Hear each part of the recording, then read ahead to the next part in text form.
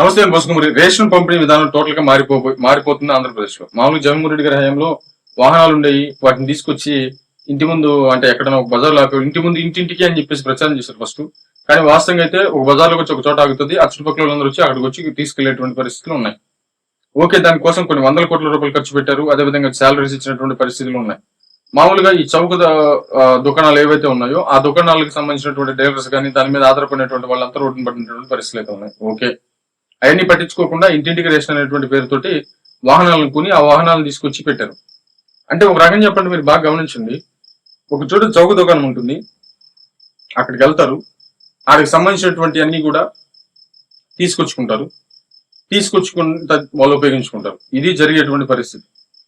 కానీ ఒక రోడ్డు మీద బజార్లో ఆపి ఆ బజార్లోనే చుట్టూ నిలబడి ఆ రేషన్ తీసుకోవటం మీరు కలర్ చాలా చూసుంటారు. కనీసం చౌక దుకాణానికి వెళ్ళి కూడా రేషన్ తెచ్చుకునేటువంటి పరిస్థితుల్లో జనం లేరంటారా?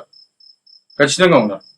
దానికోసం కొన్ని ఇప్పుడున్నటువంటి రాష్ట్రంలో ఉన్నటువంటి పరిస్థితులు మామూలుగా రాష్ట్రం విపరీతంగా బాగా ఆర్థికంగా పుంజుకుంది, ఒక రిచెస్ట్ రాష్ట్రం అయితే ఓకే, రైట్స్ పెట్టుకుంటే పెట్టుకోవచ్చు, మనకేం పోయేదే ఉంది, డబ్బులు ఉన్నాయి కదా అనుకోవచ్చు.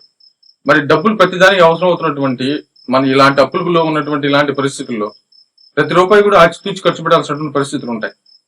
మరి అలాంటిది కాదని చెప్పేసి ఇంటింటికి రేషన్ అనేటువంటి విధంగా మన ఆంధ్రప్రదేశ్ లో సంబంధించిన రాజధాని కానీ అభివృద్ధి కానీ తీసి పక్కన పెట్టేసి ఇంటింటికి రేషన్ అనేటువంటి పేరుతోటి ఒక బజార్లో తీసుకొచ్చి వాహనాన్ని ఆపేసి చుట్టూ ఆడవాళ్ళు కానీ మిగతా వాళ్ళు కానీ వచ్చి తీసుకునేటువంటి విధంగా మరి ఇది జరిగింది ఇప్పుడు దాకా అయితే.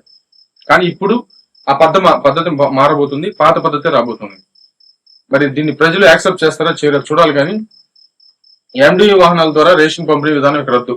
ఆ వాహనాలు అయితే కొండవు. జూన్ 1 నుంచి చౌక దుకాణాల ద్వారానే రేషన్ సరఫరా ఉంటుంది. 65 ఏళ్ళు పైబడినటువంటి వృద్ధులకు మాత్రమే ఇంటికి సరుకులు ఇస్తారు. అంటే వృద్ధులకు 65 ఏళ్ళు దాటినటువంటి వాళ్ళకి మాత్రమే ఇంటికి తీసుకొచ్చి సరుకులు ఇస్తారు. మిగతా వాళ్ళందరికీ అయితే మాత్రం ఇక పోయి తెచ్చుకోవాల్సిందే. ఆంధ్రప్రదేశ్ రేషన్ పంపిణీ విధానంలో రాష్ట్ర ప్రభుత్వం కీలక మార్పులు చేసింది. జూన్ 1 నుంచి చౌక ధరల దుకాణాలు అంటే రేషన్ షాపుల ద్వారానే రేషన్ సరుకులు సరఫరా జరుగుతుంది. పౌర సరఫరాల శాఖ మంత్రి నాదెండ్ల మనోహర్ గారు స్పష్టం చేశారు. అయితే 65 ఏళ్ల పైబడినటువంటి వృద్ధులకు, దివ్యాంగులకు మాత్రమే గతంలో మాదిరిగానే మరి ఇంటికే నేరుగా సరుకులు అందజేస్తామని చెప్పేసి ఆయన తెలిపారు. మంత్రివర్గ సమావేశం అనంతరం కేబినెట్ తీసుకున్నటువంటి నిర్ణయాలను మంత్రి పార్థసారథితో కలిసి నాదెండ్ల మనోహర్ మీడియాకు అంటే వివరాలు వెల్లడించినటువంటి పరిస్థితులు ఉన్నాయి. అయితే టోటల్ గతంలో రాష్ట్ర వ్యాప్తంగా 29,000 చౌక దుకాణాల ద్వారా బియ్యం సహా ఇతర నిత్యావసర సరుకుల పంపిణీ సమర్థవంతంగా జరిగేదని మరి మంత్రి గుర్తు చేశారు. అయితే గత వైసీపీ ప్రభుత్వం ఎండిఈలు పేరిట మరి వ్యవస్థను పూర్తి నాశనం చేసిందని చెప్పేసి ఆయన ఆరోపించారు. మరి 9,260 మొబైల్ వాహనాల కోసం 1860 కోట్లు 1860 కోట్లు వృధా చేశారు. ఈ విధానం వల్ల లబ్ధిదారులు తమ ఇబ్బందులను ఎవరికి చెప్పుకోలేనటువంటి పరిస్థితి నెలకొంది.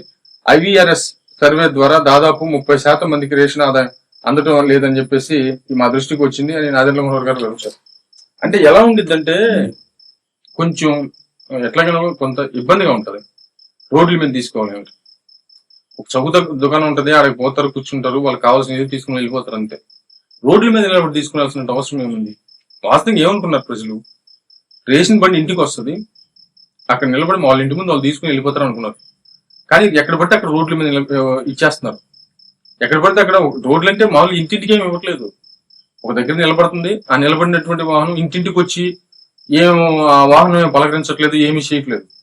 ఒక దగ్గర నిలబడుతుంది, ఆ చుట్టుపక్కల వచ్చి తీసుకుని వెళ్ళిపోతున్నారు అంతే. అంటే ఏదో గుట్టుగా తీసుకొచ్చుకునేటువంటి పరిస్థితి నుంచి అదేమైపోయిందంటే దాన్ని తీసుకొచ్చి బజార్లో పెట్టేస్తారు అసలు వాస్తవంగా అయితే. మరి ఎన్ని మార్పులు చేస్తున్నారు.